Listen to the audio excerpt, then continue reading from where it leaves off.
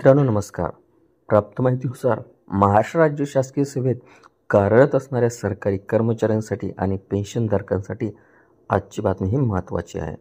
राज्य सरकारकडून राज्यातील सर्व शासकीय कर्मचारी आणि पेन्शनधारकांसाठी लवकरच एक मोठा निर्णय घेतला जाणार आहे. खरं तर केंद्र सरकारने केंद्रीय कर्मचाऱ्यांचा महागाई भत्ता नुकताच 3% वाढवला आहे.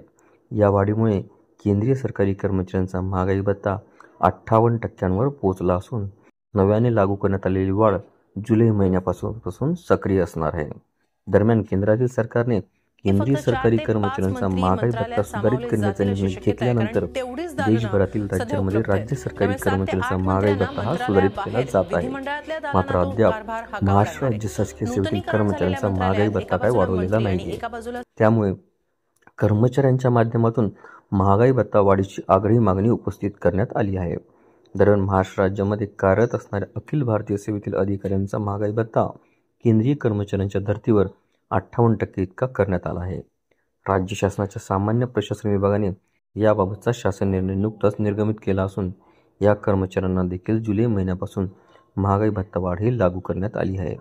आता राज्य सरकारी कर्मचारी सुद्धा केंद्राच्या धर्तीवर महागाई भत्ता वाढ होण्याची वाट पाहत आहेत. सध्या राज्यातील कर्मचाऱ्यांना 55% DA हा मिळत आहे. आता नव्या वाढीनंतर महागाई भत्ता 58% पोहोचणार आहे. त्यामुळे कर्मचाऱ्यांच्या वेतनात आणि पेन्शनधारकाच्या मासिक पेन्शनमध्ये मोठी वाढ होईल आणि त्यांना आर्थिक दिलासा मिळेल असा विश्वास व्यक्त केला जात आहे. पहिल्यांदा केंद्रीय कर्मचाऱ्यांचा, त्यानंतर राज्यात कार्यरत असणाऱ्या अखिल भारतीय सेवेतील अधिकाऱ्यांचा आणि मग राज्य कर्मचाऱ्यांचा महागाई भत्ता सुधारित केला जात असतो. यानुसार आता लवकरच राज्य सरकार आपल्या कर्मचाऱ्यांना समान लाभ देणार आहे. राज्य कर्मचाऱ्यांचा महागाई भत्ता 3% वाढवला जाईल आणि ही वाढ जुलै महिन्यापासून प्रभावी ठरणार आहे. दरम्यान राज्य स्थानिक स्वराज्य संस्थांच्या निवडणुका जाहीर झाल्यामुळे आचारसंहितेची प्रक्रिया सुरू आहे. पंचायत समिती, जिल्हा परिषद, नगरपालिका, महानगरपालिका आणि नगरपरिषद निवडणुकांसाठी आरक्षणाची सोडतही जाहीर करण्यात आली आहे. त्यामुळे आचारसंहिता लागू झाल्यानंतर सरकारला कोणताही अधिक निर्णय घेता येणार नाही.